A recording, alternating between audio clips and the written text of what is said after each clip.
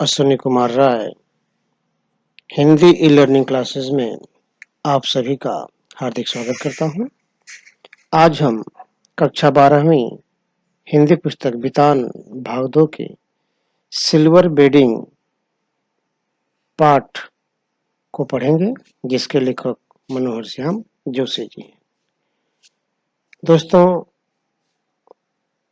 इस पाठ को पढ़ने से पूर्व या लेखक जीवन परिचय और उसकी रचना धर्मिता पर प्रकाश डालने से पूर्व हम इस बात को भी जानेंगे कि सीबीएसई ने जो नया संशोधित पाठ्यक्रम जारी किया है, उसके अनुसार अब बितान से केवल बहुविकल्पी प्रश्न आएंगे और 10 बहुविकल्पी प्रश्न होंगे जो एक एक नंबर के होंगे। यानी अब बितान से 10 प्रश्न होंगे और वो पूरी तरह से बहुविकल्पी होंगे।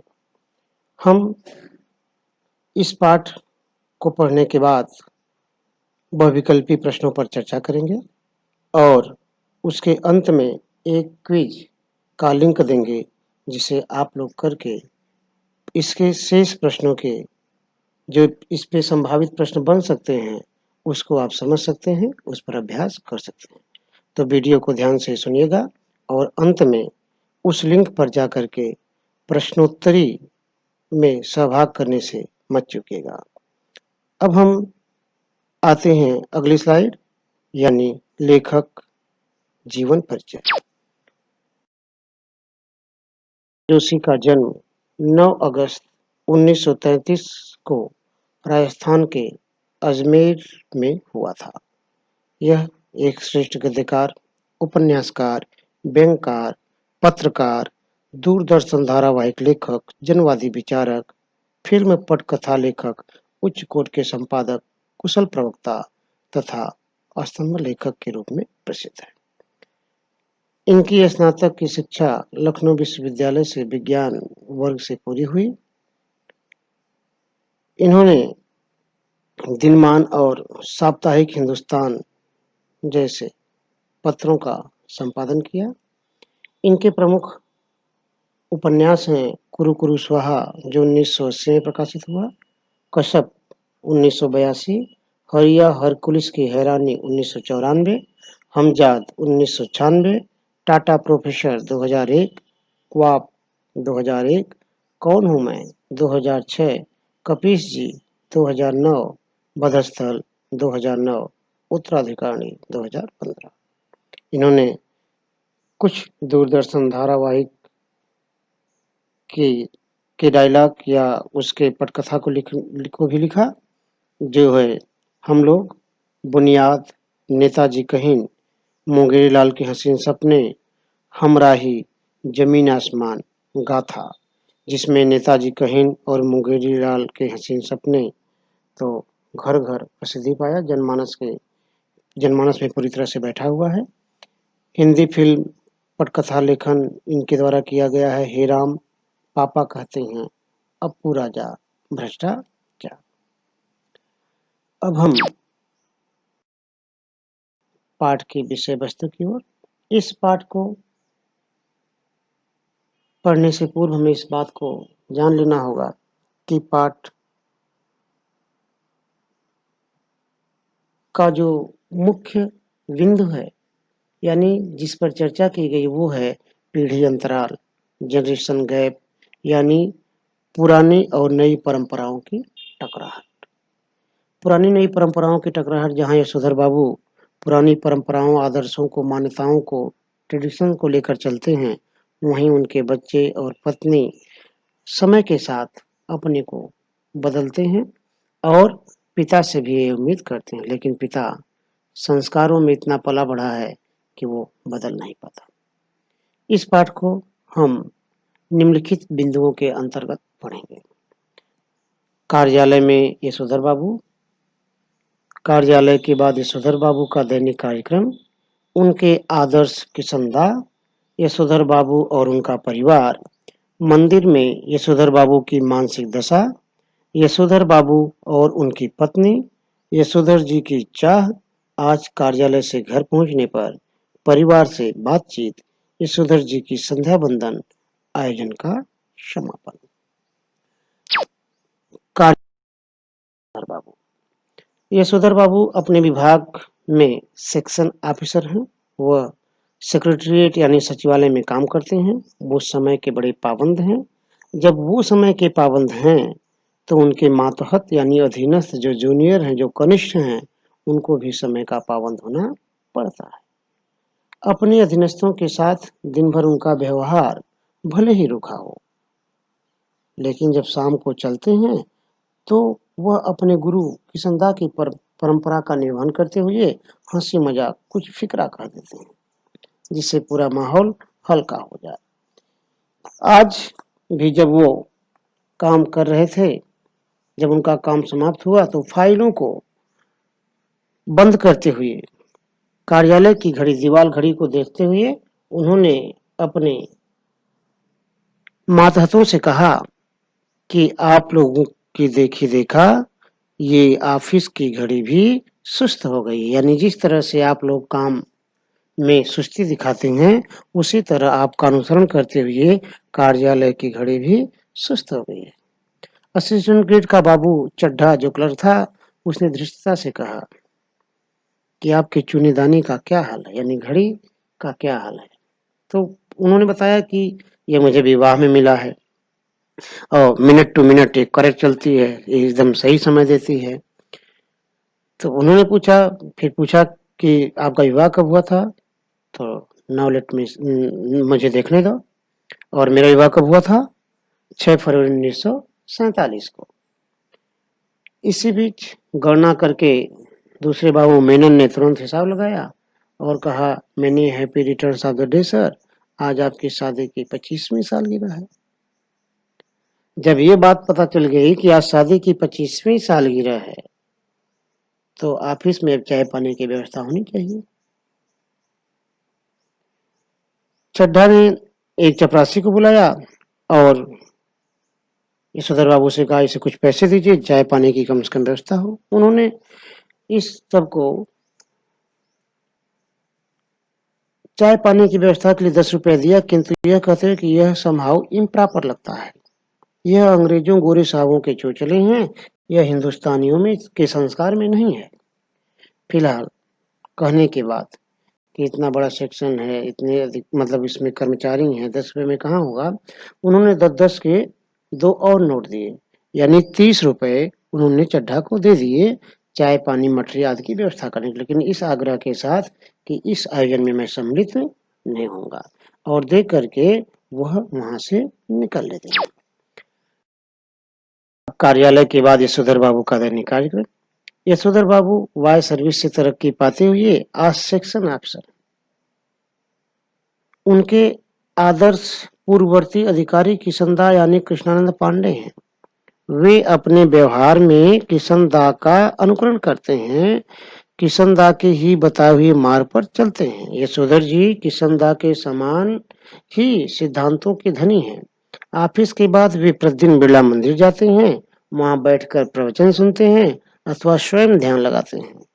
वहां से पहाड़गंज निकल जाते हैं, जहां से साग सब्जी खरीदते हैं। इसी समय अपनी जान पहचान के लोगों से भी मिलना जुलना कर लेते हैं। वे घर से ऑफिस और ऑफिस से घर पैदल ही आते हैं। इसके पीछे भी एक वजह है कि वो साइकिल से आते थे तो उनके बच्चे और पत्नी कोई नागवार गुजरता था। बेटा कहता था, क्या पापा चपरासी साइकिल से चलते हैं, आप साइकिल से जाते हैं, अच्छा नहीं लगता। स्कूटर उन्हें बेहुदा किस्म की सवारी लगती है, और जब स्कूटर उन्हें बेहुदा किस्म की सवारी लगती है और कार वो अफोर्ड कर नहीं सकते, तो इसलिए वो पैदल आना जाना ही मुनासिब समझते हैं। करें भले ही वो ऑफिस से 5 बजे निकलते हैं, लेकिन वो घर पहुंचते हैं 8 साढ़े 8 बजे, क्योंकि वो जानबूझ करके भी देरी करते हैं। इन 3 घंटों में, साढ़े 3 घंटों में वे मंदिर, दूध, साग सब्जी, मिलने जुलने वालों से आदि सारा काम निपटा लेते हैं। दर्श के संग आज यशोधर जी जब बिरला मंदिर जा रहे थे तो उनकी निगाह उस अहाते पर पड़ी जिसमें कभी किशनदा 3 बेडरूम वाले क्वार्टर में रहते थे। उस क्वार्टर के स्थान पर अभी 6 मंजिला मकान बन गया है। इधर बाबू को एक मंजिला क्वार्टर तोड़कर यह बहुमंजिला इमारतें बनाना अच्छा नहीं लगता। यही कारण है कि उन्हें उनके पद के अनुकूल एंड्रूजगंज, लक्ष्मी बाई नगर, पंडारा रोड पर अच्छे क्वार्टर मिलने का ऑफर मिला था, किंतु वे उसे स्वीकार नहीं किए। यही कारण है कि जब उनका क्वार्टर तोड़ा जाने लगा, तब उन्होंने यही शेष क्वार्टर में से एक अपने नाम करा लिया। किशनदा की स्मृति को बनाए रखने के लिए इस क्षेत्र में ही वो रहना चाहते थे। किशनदा को याद करते हुए वे सोचते हैं कि क्या अच्छा नहीं रहता कि शादी न करते और पूरा जीवन समाज की सेवा में डेडिकेट कर देते। किंतु उसी समय उन्हें याद आता है कि किशनदा का बुढ़ापा अच्छा नहीं बीता। रिटायर होने के बाद जब उन्हें सरकारी घर खाली करना पड़ा, तो कोई भी उन्हें रहने के लिए किसी भी साथी ने जगह नहीं दिया, जिसके कारण वे गांव चले गए, जहां साल भर बाद ही उनकी मृत्यु हो गई। और यह पूछने पर कि उनकी मृत्यु कैसे हुई, इसका किसी को पता नहीं था, क्योंकि उनका अपना कोई सगा नहीं था। दूर के एक रिश्तेदार ने बताया कि जो हुआ होगा से उनकी मृत्यु हुई। अब ये जो हुआ होगे से मृत्यु हुई होगी, ये बात यशोधर बाबू को खटकती है। यानी जिसका घर परिवार नहीं होता है, उसकी देख रेख केयर करने वाला कोई नहीं होता। किशन दा की ये बात भी यशोधर बाबू को याद आती है कि प्रतिदिन भ्रमण से लौटते हुए किशनदा अपने मानस पुत्र के घर अवश्य आते। किशनदा ने ही उन्हें जल्दी उठने और सैर सपाटा पर जाना सिखाया था। किशनदा ने ही उन्हें early to bed and early to rise makes a man healthy and wise का मंत्र दिया था। किशनदा उन्हें भाऊ कहते थे, भाऊ यानी बच्चा। यशोधर को इस बात का दुख है कि किशनदा का बुढ़ापा अच्छा नहीं बीता। वे सोचते वहां से आगे बढ़ते। यशोधर बाबू और उनका परिवार। यशोधर बाबू का पिछले कई वर्षों से अपनी पत्नी व बच्चों से हर छोटी बड़ी बात पर मतभेद रहता है। परिवार में 2 बेटे, बेटी, पत्नी है। यही कारण है कि वह घर जल्दी लौटना नहीं चाहते। यही कारण है कि वो 5 बजे ऑफिस से छूटते हैं और 8 साढ़े 8 तक घर होते हैं। उदाहरण के लिए उन्हें अपनी पत्नी का आधुनिका बनना थोड़ा भी पसंद नहीं है, क्योंकि वो मूल संस्कारों से आधुनिक नहीं है। यानी उनकी पत्नी मूल संस्कारों से आधुनिक नहीं है, वो पुरातन है, लेकिन वो बच्चों के लिए आधुनिक बनती है।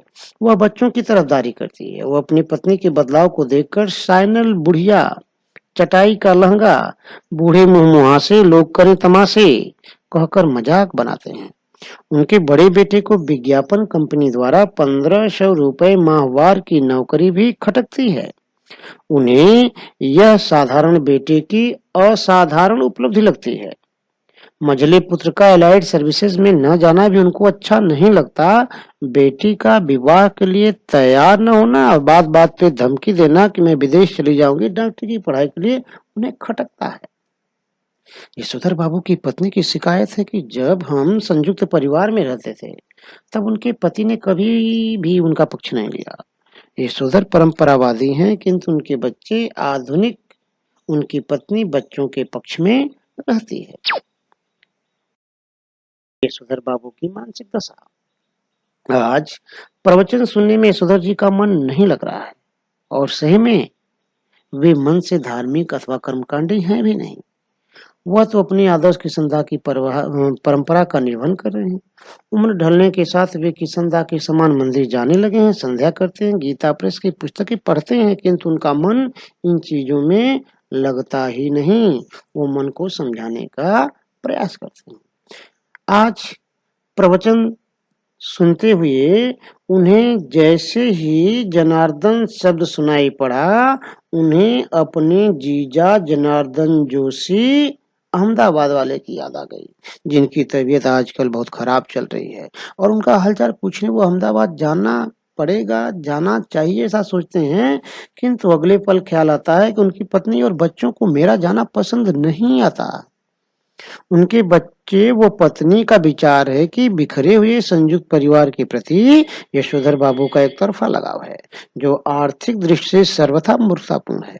यशोधर बाबू खुशी व गम के हर मौके पर रिश्तेदारों के यहाँ जाना जरूरी मानते हैं और चाहते हैं कि बच्चे भी इसका निर्वहन करें। उनकी पत्नी। यशोधर बाबू का परंपरागत रूप उनकी पत्नी को पसंद नहीं है। उनकी पत्नी का मत है कि उनके पति ने स्वयं कुछ देखा ही नहीं। माँ की मृत्यु के बाद यशोधर विधवा बुआ के पास रहे हैं, जहाँ बुआ का लंबा चौड़ा परिवार था नहीं। मैट्रिक करके दिल्ली आए और वहां किसके साथ रहे? कुंवारे किशनदास की छत्र छाया में रहे, तो इसलिए वह घर परिवार के विषय में ठीक तरह से नहीं जानते। और वहीं यशोधर बाबू का पत्नी के प्रति क्या शिकायत है कि वह बगैर बाह का ब्लाउज पहनती है, रसोई से बाहर दाल भात खाती है, ऊंचे हील वाले सैंडल पहनती है। यह सब यशोधर बाबू को संभव इम्प्रॉपर लगता है, यानी पति को पत्नी से, पत्नी को पति से शिकायतें हैं। इच्छा यानी यशोधर जी क्या चाहते हैं? इस समाज में सम्मानित बुजुर्ग की तरह उन्हें इज्जत मिले। उनका मानना है कि बच्चे मेरा आदर करें और हर बात में मुझसे सलाह लें। मेरी हर बात को पत्थर की लकीर भरे न समझे, किंतु उचित नहीं है कि जो मन में आए करें, हमसे पूछा भी न जाए। यानी मैं घर का बुजुर्ग हूँ, मुझसे हर बात को पूछ करके किया जाए, ऐसा यशोधर बाबू चाहते हैं। वह अनुभव का कोई विकल्प नहीं मानते। हो सकता है कि ज्ञान में बच्चे ज्यादा आगे निकल गए हों, लेकिन अनुभव भी कोई चीज रखती है, उनका मानना है। वे चाहते हैं कि उनके बच्चे उनसे कहें, पिताजी दूध लाना, बाजार जाकर दाल लाना, सब्जी लाना, राशन लाना, दवा लाना, कोयला लाना, ये काम आप छोड़ दीजिए, इस काम को अब हम कर लेंगे, आप घर रहिए, आराम करिए, अब आपकी उम्र हो गई है।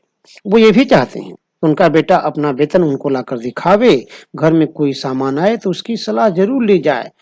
उनका ये भी मानना है कि अगर कोई सामान आती है तो मैं मना थोड़े करूंगा, लेकिन कम से कम मुझसे पूछ लिया जाए। लेकिन बच्चे ऐसा नहीं करते। कार्यालय से घर पहुंचने पर झोला लेकर टूटी फूटी सड़कों से गुजरते हुए यशोधर बाबू जब अपने घर पहुंचे तो उनकी दशा द्वारका से लौटे सुदामा जैसी थी, क्योंकि घर जो था उनका पूरी तरह से रोशनी में नहाया हुआ था और फूल पत्तियों से सजा हुआ था। घर के बाहर आने जाने वालों की भीड़ लगी थी, गाड़ियां खड़ी थी। कह घर के बाहर वाईडी पंत नाम का बोर्ड तो लगा था, किंतु उनको लगा कि भूलकर किसी और जगह तो नहीं आ गए।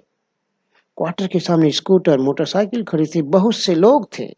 बाहर बरामदे में रंगीन कागज की झालर और गुब्बारे लटके हुए थे और रंग बिरंगी रोशनी से घर जगमगा रहा था। उनका बड़ा बेटा भूषण कार में बैठे हुए किसी से हाथ मिला रहा था।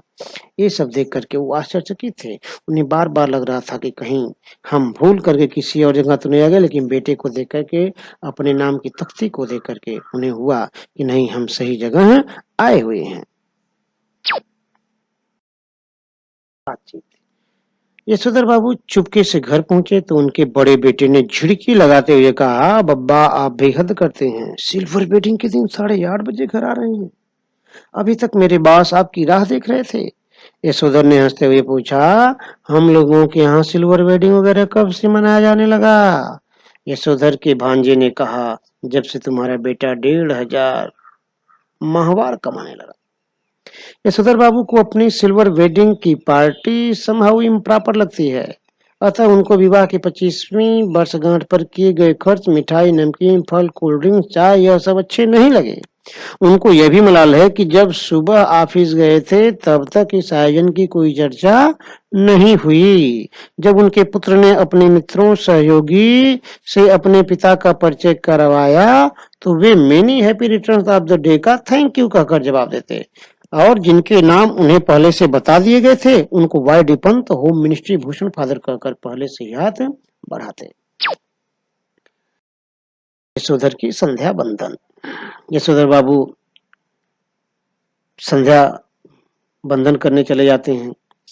संध्या यशोधर बाबू ने आज पूजा में ज्यादा देर लगाई, क्योंकि वे चाहते हैं कि ज्यादातर मेहमान उठकर चले जाएं। तभी वे उठे। आज पूजा में भी उनको किशनदा दिखाई दिए। यशोधर बाबू, कुछ तो हुआ होगा से आप कैसे मर गए? किशनदा ने बताया, भाऊ सभी जन इस जो हुआ होगा से ही मरते हैं, शुरू और अंत में सभी अकेले ही होते हैं। यशोधर बाबू सोचते हैं कि किशनदा आज भी मेरा मार्गदर्शन कर सकेंगे और बता सकेंगे कि अपने बीवी बच्चों के प्रति मेरा रवैया क्या होना चाहिए। मानो भी कह रहे हैं कि जैसे आज तुम अकेलापन महसूस कर रहा है ना यशोधर भाऊ, वैसा ये दिन तुम्हारे बड़ा बेटा भूषण भी करेगा जो आज इतना उछल रहा है। इसी बीच उनकी पत्नी ने आकर उनको झिड़क दिया और आसन से उठ गए। वो हाल में या वहां पे जाते हैं जहां पे और मेहमान रुके हुए हैं। पत्नी से रिश्तेदारों के चले जाने की बात मालूम होने पर यशोधर बाबू गमछा पहनकर बैठक में आए, जो उनके बेटे को अच्छा नहीं लगा। बेटी के आक्रोश को सुनकर यशोधर भी उसकी जीन्स पर व्यंग करते हैं, यानी उसके पहनावे पर, बेटी के पहनावे पर कमेंट करते हैं। यशोधर जी से जब उनको मिले उपहार खोलने के लिए कहा जाता है तो कहते हैं, तुम ही खोलो, तुम ही इस्तेमाल करो। भूषण उनको खोलकर कहता है कि यह ऊनी ड्रेसिंग गाउन है, यह मैं आपके लिए लाया हूँ। आप सवेरे जब दूध लेने जाते हैं तो फटा फुलोवर पहनकर चले जाते हैं, जो बहुत बुरा लगता है। बेटी उनका कुर्ता पाजामा उठा लाई कि इसे पहनकर गाउन पहने।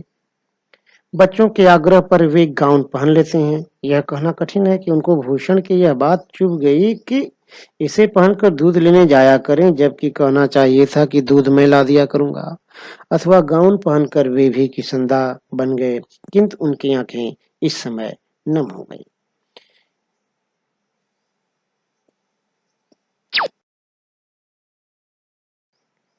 कुछ कठिन शब्द हैं। सिल्वर वेडिंग, शादी की रजत जयंती यानी 25वीं सालगिरह।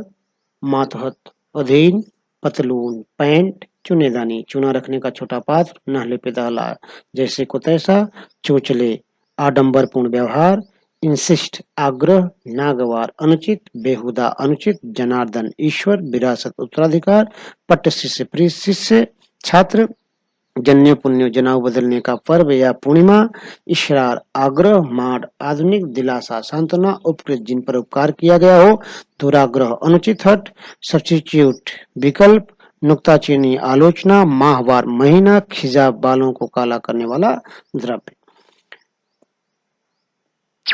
दोस्तों, तक के प्रश्न दिए हुए हैं, लेकिन आपको पहले बताया जा चुका है कि अब पाठ्य पुस्तक से लघु उत्तरीय या दीर्घ उत्तरीय प्रश्न न पूछ करके बहुविकल्पी प्रश्न होंगे। तो हम इस स्लाइड को छोड़ते हैं और आगे चलते हैं। पाठ से जो संभावित बहुविकल्पी प्रश्न बनते हैं, लेकिन इस स्लाइड में जो है कुछ यानी 15-20 प्रश्न दिए गए हैं। आपको अगर और प्रश्नों को इस पाठ से संबंधित हल करने हैं तो स्लाइड के लास्ट में, मतलब इस वीडियो के लास्ट में एक स्लाइड होगी जिसमें क्विज का, ऑनलाइन क्विज का एक लिंक दिया होगा। आप उसे क्लिक करेंगे, वो खुलेगा और आपके सामने 45 प्रश्न और उसके उत्तर विकल्प सहित होंगे। पहला प्रश्न, सिल्वर वेडिंग पाठ के लेखक कौन है? ऑप्शन है मनोहर खट्टर, मनोहर श्याम जोशी, मुरली मनोहर जोशी, राजेश जोशी। तो आपको पता है मनोहर श्याम जोशी। सिल्वर वेडिंग का अर्थ होता है, विकल्प दिया है शादी की 15वीं सालगिरह, शादी की 20वीं सालगिरह, शादी की 25वीं सालगिरह, शादी की 50वीं सालगिरह। तो उत्तर होगा शादी की 25वीं सालगिरह। मनोहर श्याम जोशी का जन्म कहाँ हुआ था? अजमेर राजस्थान, जयपुर राजस्थान, हरियाणा राजस्थान, उत्तराखंड। तो जन्म तो राजस्थान में हुआ था, लेकिन राजस्थान में दो शहरों का नाम दिया गया है, अजमेर और जयपुर। तो कहाँ हुआ था? अजमेर राजस्थान, यानी पहला विकल्प सही है। मनोहर श्याम जोशी का जन्म कब हुआ था? 9 अगस्त 1933, 15 अगस्त 1947, 30 अगस्त 1933, 9 अगस्त 1953। तो कब हुआ था? 9 अगस्त 1933। मनोहर श्याम जोशी की मृत्यु किस वर्ष हुई थी? 30 मार्च 2006, 30 मार्च 2016, 3 जनवरी 2003, इसमें से कोई नहीं। तो मनोहर श्याम जोशी की मृत्यु हुई थी 30 मार्च 2006, यानी पहला विकल्प सही है।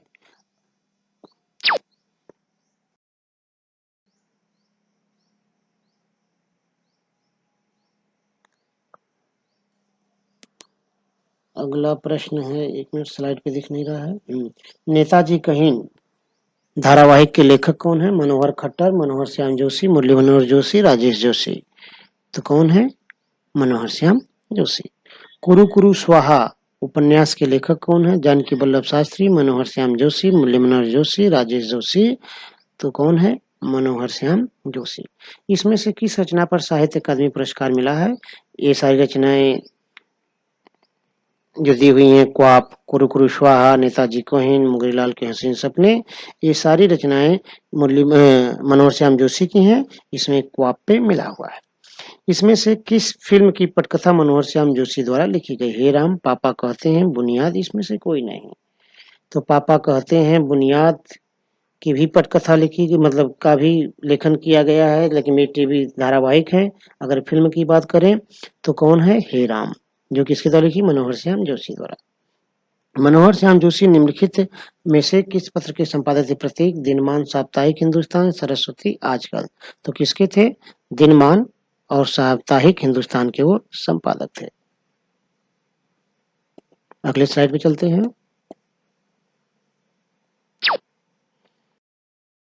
पंत का पूरा नाम क्या था? यज्ञदत्त पंत, यशराज पंत, यश कुमार पंत, यशोधर पंत। उत्तर होगा यशोधर पंत।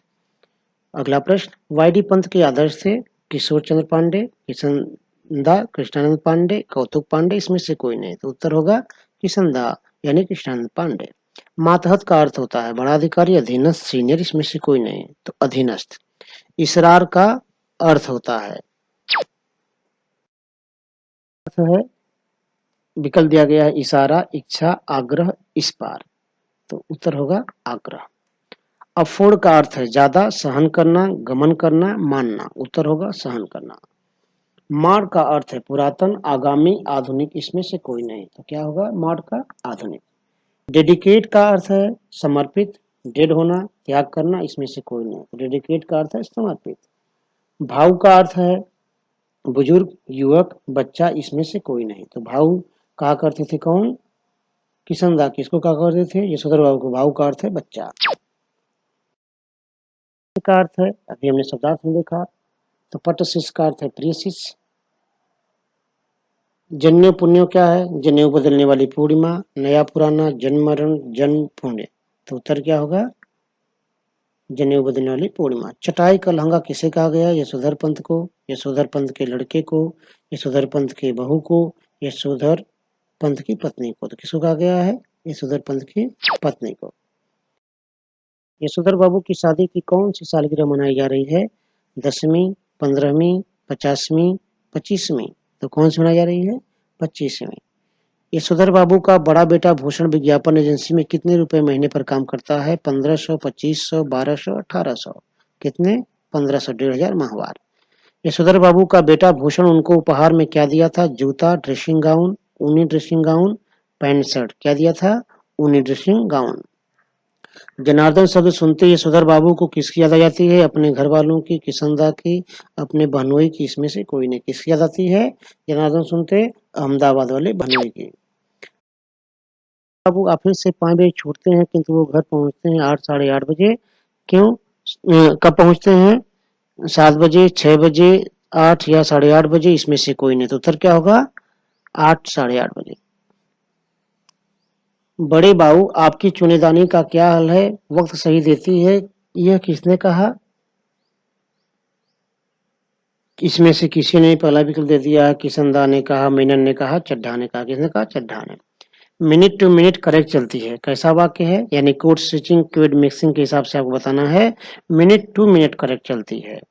तो इसमें 2 भाषाओं के कोड हैं, हिंदी और अंग्रेजी। तो ये क्या होगा? Code mixing. यशोधर बाबू ने मैट्रिक की परीक्षा किस विद्यालय से पास की? तो रेमजी स्कूल, ये विकल्प नहीं बनाया गया है आपके, लेकिन क्विज वाले में विकल्प होगा। Now let me see, I was married on 6 February 1947। कैसा वाक्य है? यानी आपको बताना है कोड स्विचिंग और कोड मिक्सिंग। तो इसमें देख रहे हैं आप केवल एक ही कोड, यानी इंग्लिश की बात है। तो इस क्या होगा? Code switching. था कि ये प्रश्नोत्तरी क्विज के लिए आपको एक लिंक दिया गया होगा। ये लिंक आपकी स्क्रीन पर है। आप इस लिंक का अनुकरण करते हुए जाएं और 45 प्रश्नों के इस पाठ से 45 प्रश्नों के उत्तर आप दें, अभ्यास करें, ताकि आगामी परीक्षा में आप बहुत-बहुत धन्यवाद आप सभी को। अब अगली क्लास में फिर आगे चर्चा। बहुत-बहुत धन्यवाद। नमस्कार।